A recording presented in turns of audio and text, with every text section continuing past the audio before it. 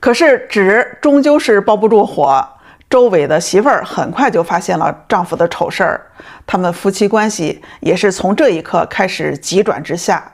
随着时间的推移，周伟渐渐厌倦了静玉梅，开始怀念起发妻的温柔贤淑和家庭的温暖稳定。在他心里，情人不过是生活的调味剂，原配才是能陪他走过一生的人。于是周伟开始频繁地回头找发妻求和，各种甜言蜜语，下跪道歉，把当年追发妻时的招数都用上了。发妻念及多年的夫妻情分，再加上孩子也大了，他也不想家庭支离破碎啊，最终还是心一软，原谅了他。这边周伟和发妻和好如初，那边呢，静玉梅却还被蒙在鼓里。当他从别人的口中得知周伟已经回归家庭的消息时，整个人都崩溃了。静玉梅怎么也想不到，自己付出了这么多年的青春和感情，换来的却是这样的一个结局。她又哭又闹，甚至以跳楼相威胁。可周伟呢，却不为所动。心灰意冷的静玉梅觉得自己再纠缠下去也没有意义，于是在周伟的劝说下，开始重新寻找自己的生活寄托。没多久，她就认识了新男友郭某，两个人感情迅速升温，很快就谈婚论嫁。然而静玉梅和周伟的孽缘并没有就此结束。2017年的4月，静玉梅突然发现自己怀孕了。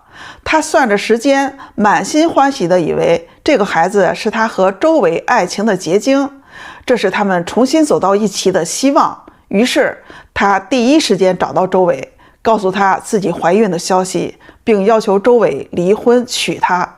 可周伟此时已经彻底厌倦了静玉梅，他只想赶紧摆脱这个麻烦。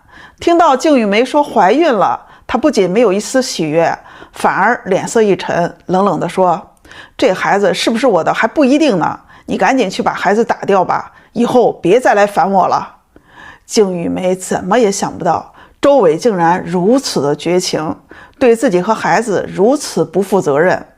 这一刻，他心中的怨恨彻底被点燃了，一个疯狂的念头在他心里恣意生长。他要报复周伟，让他为自己的所作所为付出代价。2017年5月份，静玉梅得知周伟得了重感冒以后，他就购买了百草枯，分别倒进了止咳糖浆和几条内裤上。5月8号那天，他约周伟外出见面。周伟这个花心大萝卜还美滋滋的去赴约，收到东西当晚就喝下静玉梅送的止咳糖浆。周伟穿上静玉梅送的内裤，半夜就感觉到身体不适，他便起身写下了那张和静玉梅见过面的纸条。没过几天就去阎王爷那儿报到了。